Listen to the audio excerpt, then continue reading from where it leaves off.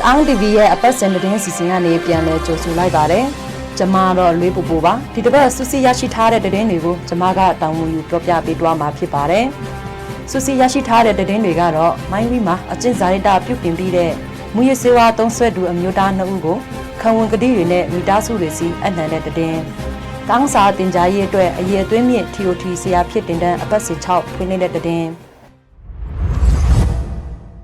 ပထမဆုံးအနေနဲ့တောင်းစာတင်ကြားရေးအတွက်အရေးအသွေးမြင့် TOT ဆရာဖြစ်တင်တဲ့အပတ်စဉ်6ဖွင့်တဲ့တဲ့ဖြစ်ပါတယ်။တောင်းပြီးနမ်ခမ်ခရိုင်နမ်ခမ်မြို့မှာတောင်းစာဖွဲ့ TOA ကနေပြီးခဲ့တဲ့ဇွန်လ6ရက်နေ့မှာ TOT ဆရာဖြစ်တင်တဲ့အပတ်စဉ်6ဖွင့်ပွဲအခမ်းအနားပြုလုပ်ခဲ့ပါတယ်။အခမ်းအနားမှာမိမိတို့ PSRTNR ရဲ့တွဲဖက်အထွေထွေအတွင်းရေးမှူးတစ်ဖြစ်တဲ့ဘူမူချုပ်တောင်တမောင်တက်ရောက်အဖွင့်အမှာစကားပြောကြားပြီးတောင်းပါတာဆရာမအနေနဲ့တင်ကြားရေးတာဝန်တွေထမ်းဆောင်ရမှာတာဝန်ယူမှုတာဝန်ခံမှုအပြင်နစ်နာခံတက်တဲ့စိတ်နဲ့တာဝန်ထမ်းဆောင်ဖို့လိုအပ်တယ်လို့စီကံတကြလေ့လာတင်ယူကြဖို့လည်းလိုအပ်တယ်ဆိုပြီးတိုက်တွန်းပြောကြားခဲ့ပါတယ်။မြို့ဆက်တစ်ကလေးငယ်တွေအတွက်မိမိတို့ရဲ့မိခင်ဘာသာစကားကိုထိမ့်သိမ်းအသုံးပြုတတ်ဖို့လိုအပ်ပြီးမိမိတို့တောင်းစာပေးတဲ့ယဉ်ကျေးမှုအမွေအနှစ်တန်ဖိုးတွေကိုနားလည်မျက်နှိုးပြီးလက်စစ်ကမ်းထိမ့်သိမ်းကြဖို့လိုအပ်တယ်ဆိုပြီးတိုက်တွန်းပြောကြားခဲ့ပါတယ်။အပတ်စဉ်6 TOT ဆရာဖြစ်တင်တန်းမှာတင်တန်းသူတင်တန်းသား80ဦးတက်ရောက်ပြီးဇွန်လ15ရက်နေ့ကနေလာမယ့်ဩဂတ်လ30ရက်နေ့အထိ45ရက်ကြာဖွင့်လှစ်တင်ကြားပေးသွားမှာဖြစ်ပါတယ်။တောင်းစာဖွဲ့ TOA ကနေအရေးအသွေးမြင့် TOT ဆရာဖြစ်တင်တန်းဖွင့်လှစ်တာဟာတောင်းစာပေနဲ့ဘာသာစကားတင်ကြားဖို့အတွက်အရေးအသွေးပြည့်ဝတဲ့ဆရာမတွေမွေးထုတ်နိုင်ဖို့အတွက်အရွယ်ပြီးဖွင့်လှစ်တာဖြစ်ပါတယ်။တင်တန်းကာလအတွင်းမှာတောင်းဘာသာစကားတင်ကြားရေးစွမ်းရည်တွေမြင့်တင်ပေးသွားမှာဖြစ်ပြီး teacher guide အသုံးပြုနည်း lesson planning ရေးဆွဲနည်း classroom management အပါအဝင်တင်ကြားရေးဆိုင်ရာအခြေခံလက်တွေ့အသုံးချတဲ့ဘာသာရပ်တွေစနစ်တကျတင်ကြားပို့ချပေးသွားမှာဖြစ်ပါတယ်။တင်တန်းတက်ရောက်အောင်မြင်တဲ့ကျောင်းသားကျောင်းသူတွေအနေနဲ့တောင်းပြည်အတွင်းမှာရှိတဲ့စာသင်ကျောင်းအတီးတီးမှာတာဝန်ထမ်းဆောင်သွားကြမှာဖြစ်ပြီးမျိုးဆက်တဲ့လူငယ်တွေအတွက်မိခင်ဘာသာစကားစာပေနဲ့ယဉ်ကျေးမှုအမွေအနှစ်တွေလက်စစ်ကမ်းထိမ့်သိမ်းပေးမဲ့ပညာရေးဝန်ထမ်းတွေဖြစ်ကြပါတယ်။ပြီးခဲ့တဲ့2025ခုနှစ်ဩဂတ်လမှာလည်းတောင်းစာဖွဲ့ TRA ကနေအရေးအသွေးမြင့် TOT ဆရာဖြစ်တင်တန်းကနေတင်တန်းသူတင်တန်းသားပေါင်း100ကျော်မွေးထုတ်နိုင်ခဲ့ပြီးလက်ရှိမှာတောင်းပြည်အတွင်းကစာတင်ကျောင်းအတီးတီးတွေမှာတာဝန်ထမ်းဆောင်နေပြီဖြစ်ပါတယ်။ဒုတိယတစ်ပုတ်အနေနဲ့မိုင်းဝီမှာ6လကြာအကျင့်စာရိတ္တပြုပြင်ပြီးတဲ့မူရစေဝါသုံးဆွဲသူအမျိုးသား2ဦးကိုမိမိတို့တောင်းပြည်ရဲတပ်ဖွဲ့ကနေခံဝန်ကတိတွေနဲ့မိသားစုတွေစီအနှံတဲ့တဲ့မှာဒီတဲ့ပြည့်စုံကိုလွေပိုစမန်ကတင်ဆက်ပေးသွားမှာဖြစ်ပါတယ်။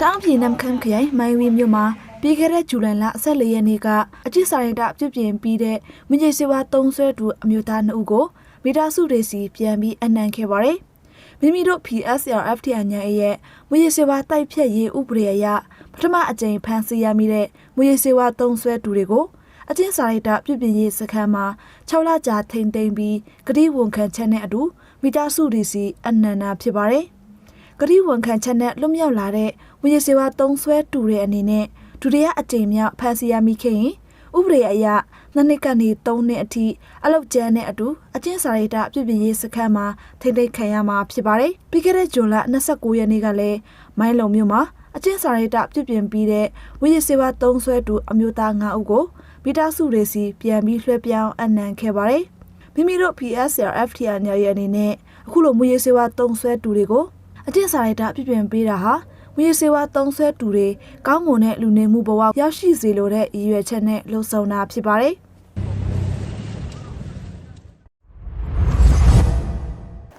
ဆက်ပြီးတော့နမ်ခမ်မြို့မှာမြို့နယ်စီပင်တာယာရေးအဖွဲ့ကနေအများပြည်သူတွာလာရေးအစဉ်ပြေစေဖို့အတွက်ရက်ကွက်အတွင်းကလမ်းတွေကိုပြန်ပြီးပြုပြင်ပေးတဲ့တဲ့မှာဒီတဲ့ပြည့်စုံကိုပလန်ကဲကတင်ဆက်ပေးသွားမှာဖြစ်ပါတယ်။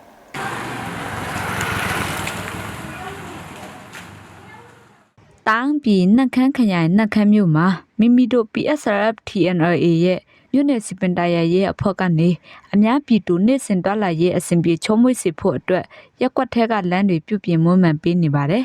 အဒီလိုပြုပြင်မွမ်းမံတာကိုပြီးခဲ့တဲ့ဇူလိုင်လ2ရက်နေ့ကအောင်မြတ်တာရက်ကွက်လန်းနဲ့ဥအောင်မြတ်လန်းတွေကိုကြောက်ချော်လန်းအဖြစ်အစစ်မြစ်ပြုပြင်ခဲ့တယ်လို့မြို့သွင်းရဲ့အတိကလမ်းမကြီးတလျှောက်ကပျက်စီးနေတဲ့ကတ္တရာလန်းတွေကိုပါပြန်ပြီးပြုပြင်ပေးနေတာဖြစ်ပါတယ်။ဒါအပြင်မိုးရတီကာလမှာရေကြီးရေရှမ်းကြောင့်ပျက်စီးရွရွန်းခဲ့တဲ့နှက်ခမ်းခရိုင်အတွင်းက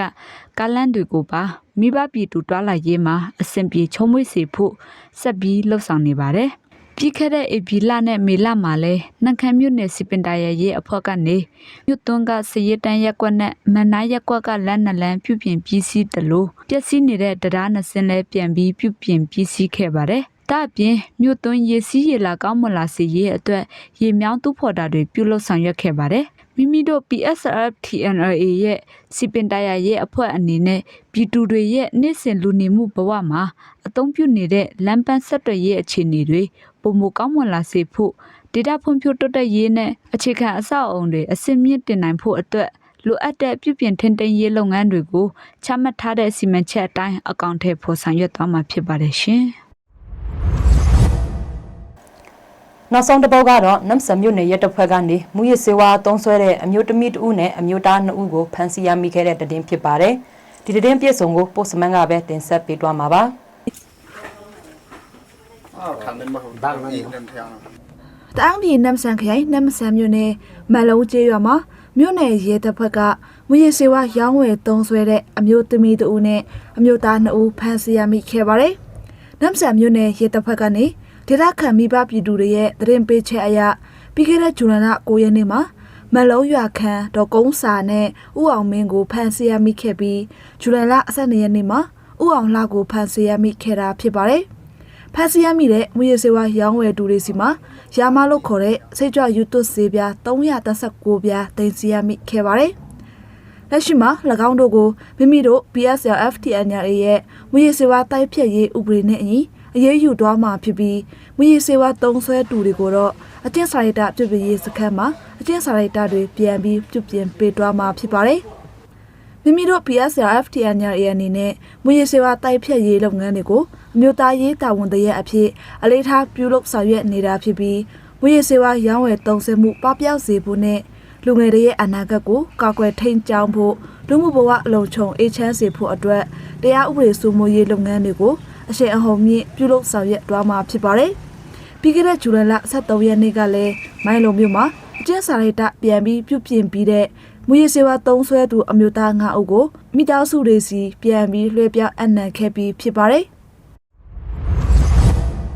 ဒီတစ်ပတ်တဲ့တွေကတော့ဒီလောက်ပါပဲရှင်။တောင်း TV ကိုကြည့်ရှုအားပေးကြတဲ့မိဘပြည်သူများအားလုံးကိုစိတ်နှဖျားရှင်လန်းချမ်းမြေ့ကြပါစေရှင်။